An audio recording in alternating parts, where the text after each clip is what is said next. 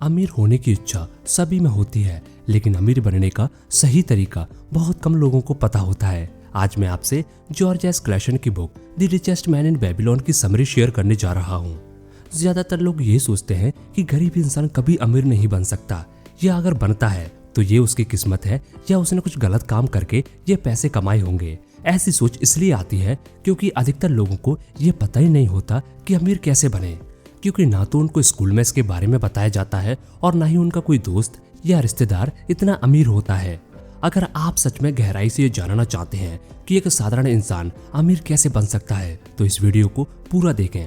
तो शुरू करते हैं ये जानना कि कैसे बना एक साधारण इंसान बेबीलोन का सबसे अमीर आदमी। सबसे पहले आप चैनल को सब्सक्राइब जरूर कर लें। बेबीलोन प्राचीन समय का सबसे अमीर शहर था। इसी शहर में वजीर नाम का एक आदमी रथ बनाने का काम करता था। उसी दिन वजीर अपने घर के दीवार के पास काफी उदास होकर बैठा था। उसके घर के पास राजा का राजवाड़ा था जो बहुत अधिक आलीशान और सुंदर था, और उसके बगल में वजीर का छोटा सा घर था। एक तरफ गंदगी और गरीबी थी और दूसरी तरफ शान और अमीरी थी। वजीर अपने रथ बनाने के काम में लगा था। तभी वजीर का दोस्त कोवी वहां पर आया जो कि संगीतकार था। कोवी ने वजीर से उसकी उदासी का कारण पूछा तो वजीर ने कहा कि हम दुनिया के सबसे अमीर शहर में रहते हैं।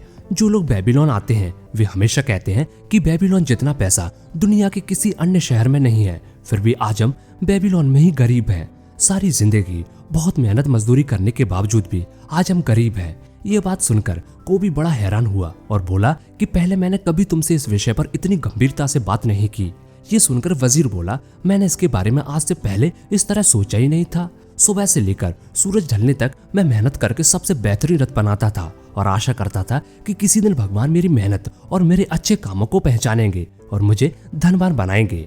और मुझे समझ आया कि ऐसा हो नहीं सकता, जिसकी वजह से मेरा दिल थोड़ा उदास हो गया। मैं ऐसे ही गरीब बनकर नहीं जीना चाहता। मैं चाहता हूँ कि मेरे पास भी जमीन हो, अच्छा खासा पैसा हो। इनको पाने के लिए मैं पूरी मेहनत करने के लिए भी तैयार हूँ। इस पर कोवी ने कहा कि मेरी हालत भी तुम्हारे जैसी ही है। क्यों ना हम पता करें कि अमीर कैसे बनते हैं।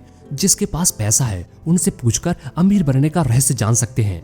कोवी ने कहा कि आज मैं हमारे बचपन के पुराने दोस्त अरकत के पास से गुजरा जो अपने सोने के रथ पर जा रहा था। कहा जाता है कि अरकत बेबीलोन का सबसे अमीर आदमी है, तो क्यों ना हम इसके बारे में अरकत से ही पूछें और पता करें कि हम किस तरह पैसे कमा सकते हैं। फिर वजीर कहता है कि आज ही अरकत के पास जाएंगे। अरकत की लोकप्रियता बहुत दूर दूर तक फैली हुई थी और वो अपनी बहुत सारी दौलत के लिए जाना जाता था। वजीर और कोवी अपने बचपन के कुछ और दोस्तों के साथ अरकत से मिलने चले गए और उन्होंने कहा, अरकत तुम हमसे कुछ ज्यादा ही खुशकिस्मत हो। तुम बेबीलोन के सबसे अमीर आदमी बन गए हो।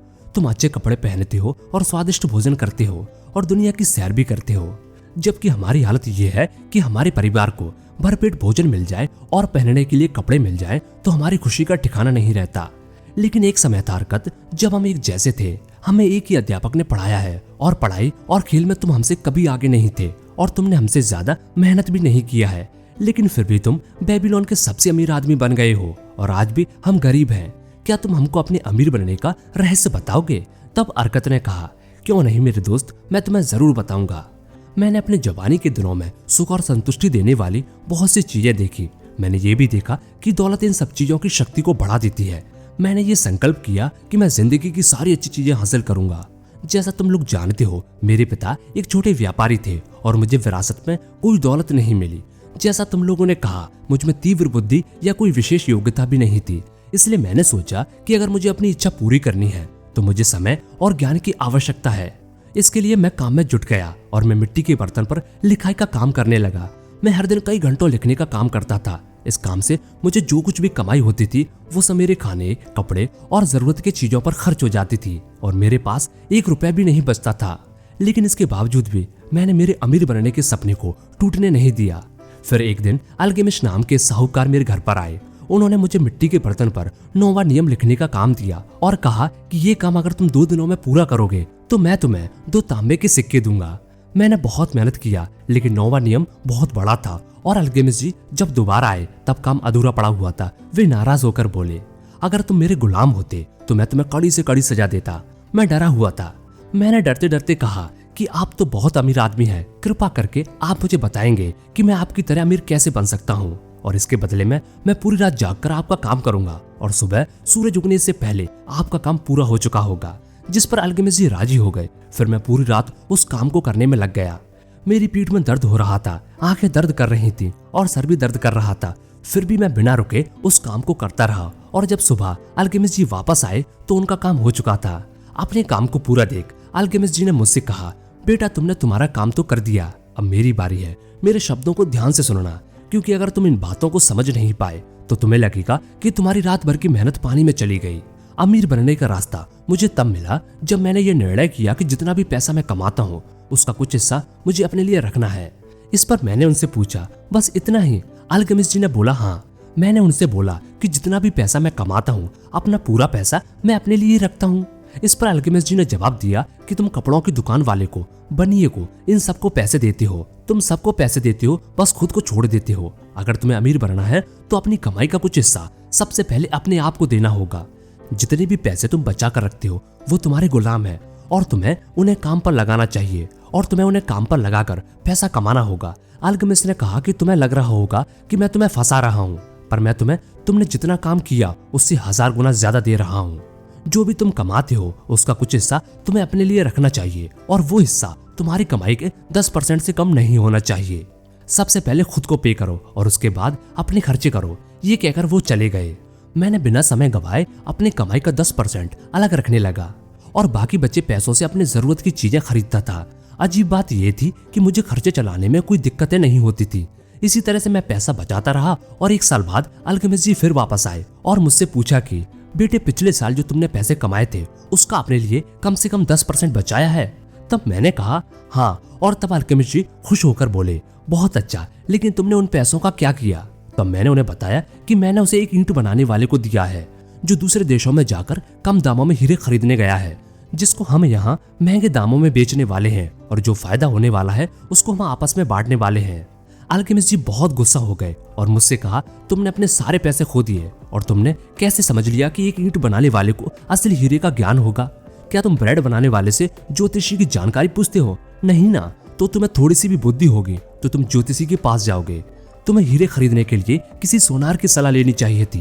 बेटे तुमने अपने दौलत के पेड़ को जड़ से उखाड़ दिया, परंतु तुम इसे दोबारा बो सकते हो।